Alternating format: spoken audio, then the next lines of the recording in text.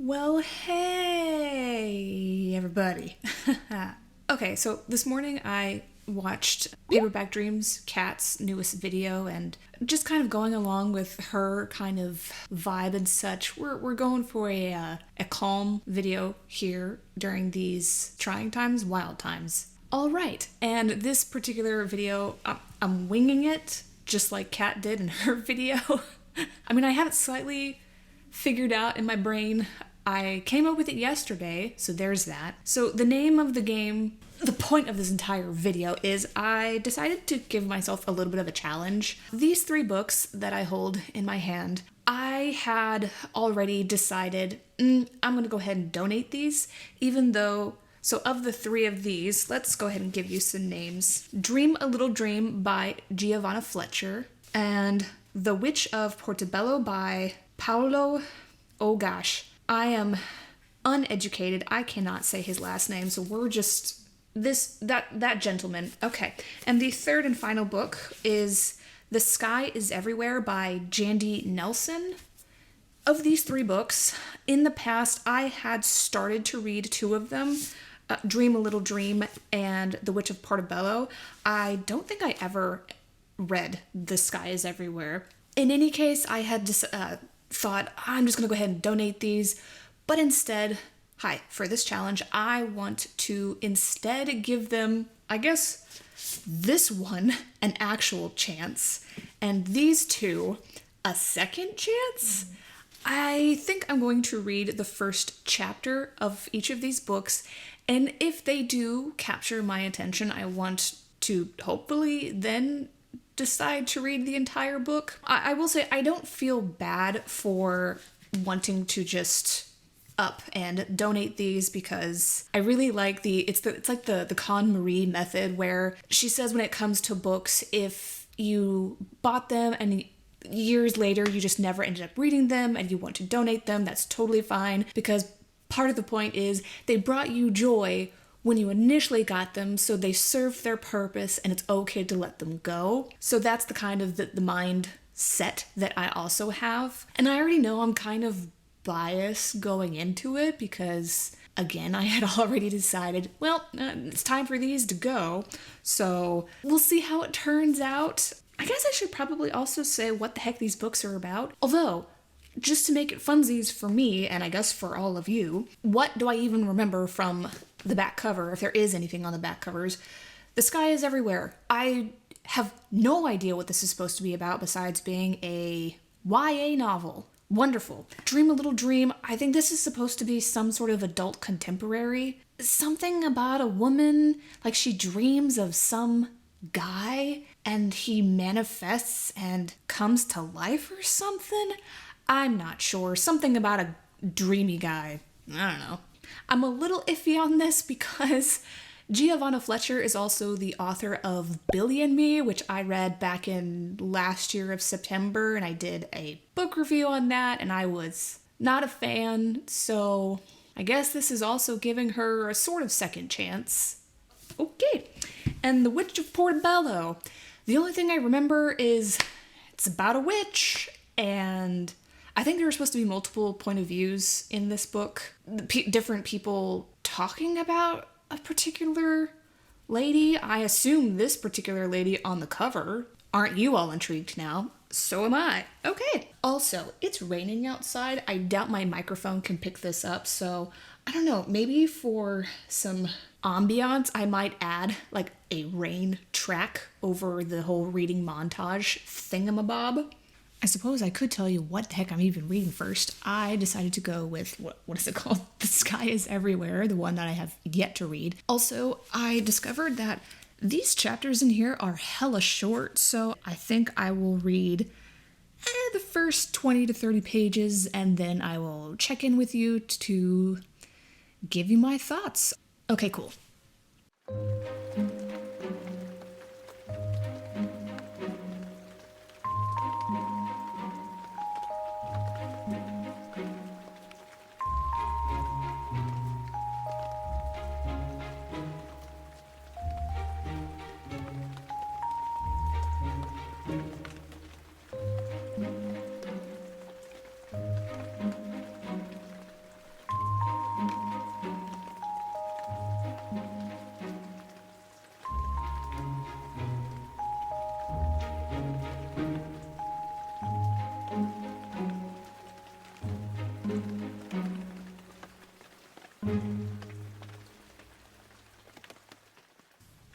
initial thoughts. I read up to about page 27 or so, although the story didn't really begin until page 8.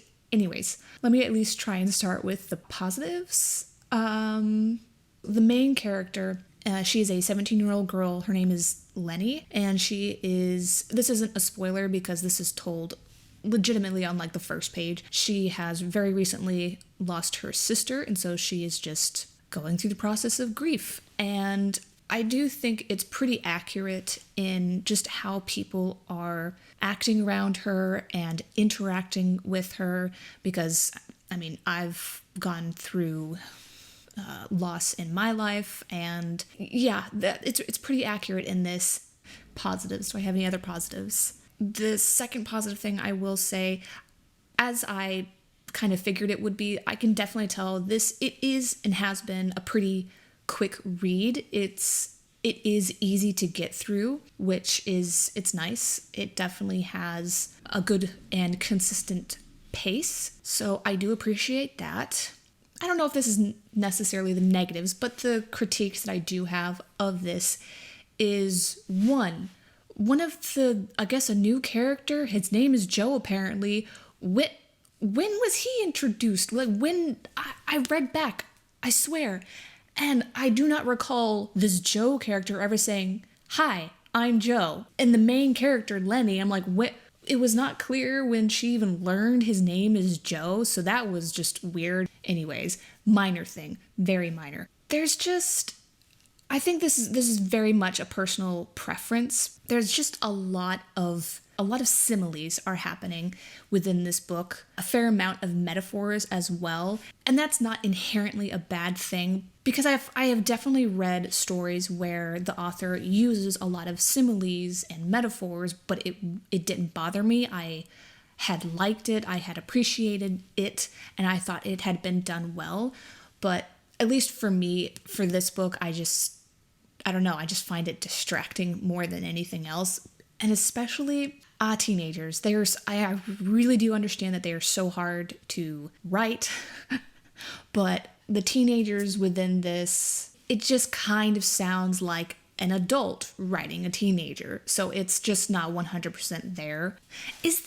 Why is it that in YA books, there has to be that one girl? Again, the main character of this is a girl, and then at her school, there's apparently a girl named Rachel who I guess is the popular girl and isn't nice, and I guess she's stuck up, that sort of cliche thing. Why? Why is it necessary to have that kind of cliche character in YA books? What?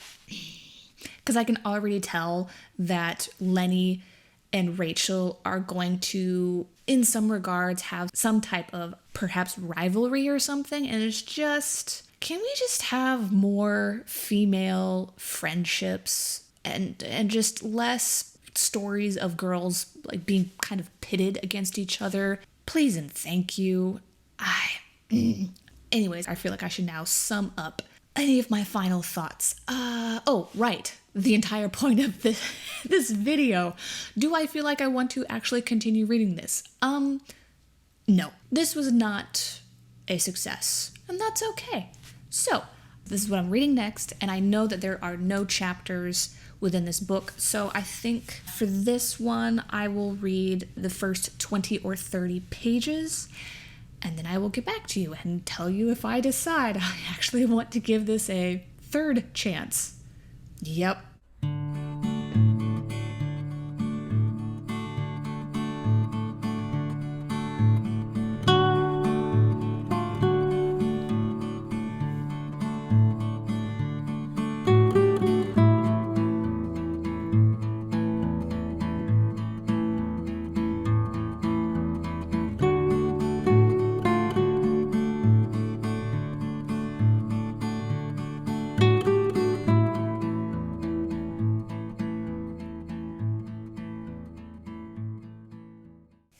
Okay, so initial thoughts. I only read, honestly, up until about page 14 or 15, and then, yeah, I stopped. I thought I was going to make it up to even page 20 or 30, but no. So I can already tell you, this is not going to be a book that I want to continue with. Basically, what this story is supposed to be, and I honestly can't even tell if it's supposed to be fiction specifically. Again, I'll have to look that up, which I could have done before I hit record, but whatever. In any case, essentially, this entire book is about, oh my goodness gracious, I already forgot her name. Is it Athena? Is that who they're talking about? Yeah, Athena. Oh crap, and my battery's about to die. We'll see how long this goes. So it's supposed to be about Athena, who, and this is not a spoiler because happens in the first page. Athena has already passed away, and so this is basically a collection of various people that the author, the narrator of this book, I'm not really sure, has collected to tell the story of Athena. So it's very much going to be that type of story where her story, Athena's story, is just slowly pieced together. I don't know. I think that kind of storytelling can be interesting, but just in the first 15 pages, it's just not grabbing me, particularly for Athena. I'm not really drawn to her. And there's also a very spiritual way about this book, if that makes sense. It's definitely going to be very spiritual. I mean, she's considered a witch in, I think this is supposed to take place in our modern times in the 21st century. I'm definitely not opposed to trying out other genres that have that kind of significant element. And I wouldn't say that it put me off necessarily. It's just simply not grabbing my attention. Yeah, I think that's the concluding thoughts on that, really. So we have one final book to go, my friends. But first, I'm gonna have lunch and then we'll come back to that. Yeah. Okay, lunch has been eaten, and we now have the dulcet tones of the refrigerator in the background and some leaf blowers somewhere off in the distance. Wonderful. So, okay, now it is time to read. I can actually read just the first chapter of this book because the first chapter is only 20 pages, so yay for that. Okay. And because I have a sweet tooth and whatever, we got some chocolate pandas here for snacks / dessert. Okay, on to the third and final, what is it called? Time lapse! The third and final book, time lapse.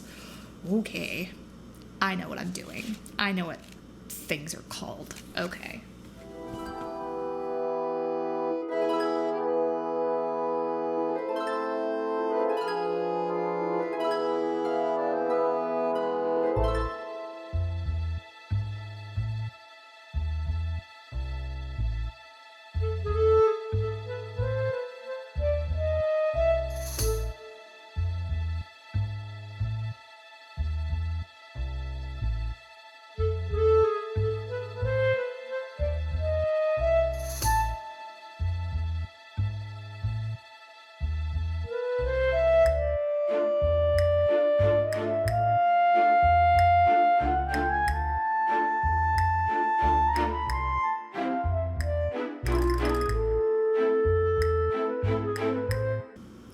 Done yet, but I swear this author is taunting me, because in this totally unrelated book and this totally unrelated universe, it's still slipped in. Quote, hearing that heartthrob actor Billy Buskins has been spotted back in LA after taking some time away from the limelight to bake cakes in some quaint little village in Kent.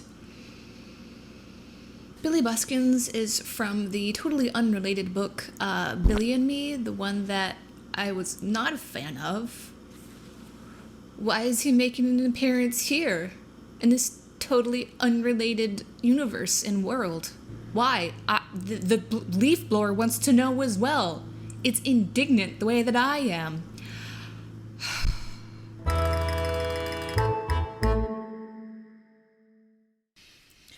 So some time has passed since I last checked in with you. I had to wait for my husband to get done with some of his work calls, so here I am, and as promised, I read the first chapter of Let's Dream a Little Dream, and okay, so y'all really enjoy salty things, so that's what is the words. That is what is about to happen.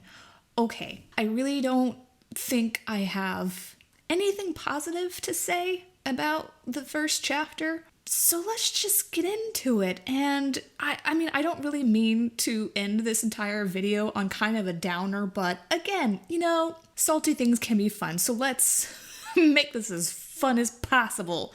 All right. And I'm looking off to the side because I took some notes, y'all. Okay. Oh, lordy. This book carries a lot of the same traits that I didn't particularly enjoy from Billy and Me. One of those things is, for example, I just don't really enjoy the simplistic writing of this author, I suppose, and just of these stories. It's supposed to be an adult book, but can I say to be fair? I'm not sure. One of the genres that this book apparently falls into is chick lit, and maybe that genre is just not for me.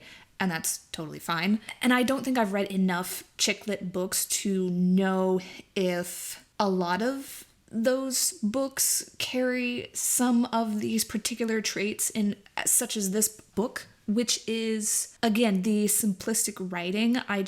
Regardless whether or not it's chick lit, because it is also an adult book, because it features adults, this is not YA by any means. I just wish that there was more meat to the book, more substance to the writing overall. So that's something that is just lacking for me. And then along with the writing, another thing that was quite evident in comparison to Billy and Me, this one, and that there's just something kind of juvenile about the writing as well, which again, I still find weird considering it's supposed to be about adults. And something else that I noticed was the characters. Yes, I was not able to spend a lot of time with them, but what little time I did, they were just kind of coming across as caricatures and they didn't really seem like real people. Does that make sense? Is that still in view? Yeah, it is. That's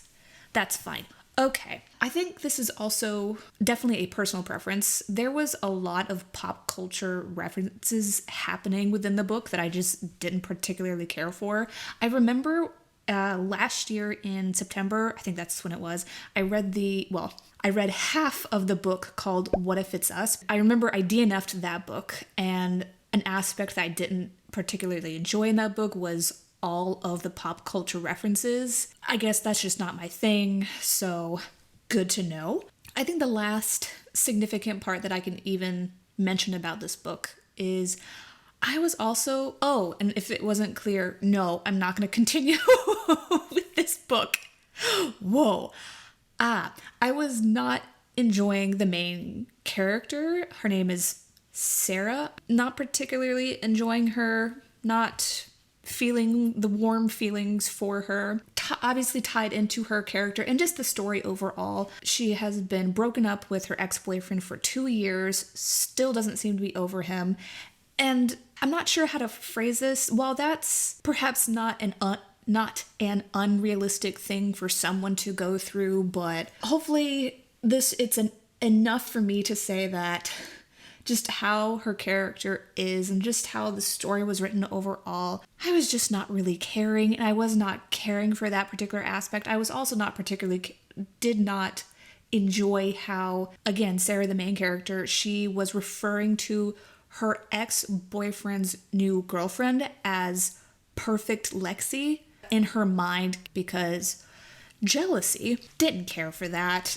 And then one of the things that also just kind of clinched it for me that I'm not really sure if I would be able to root for Sarah for, how long is this? It's like 419 pages. Just let me read this to you, my folks. Quote, "He'd moved out of our flat pretty sharpish, but that didn't mean I was unaware of his whereabouts. ...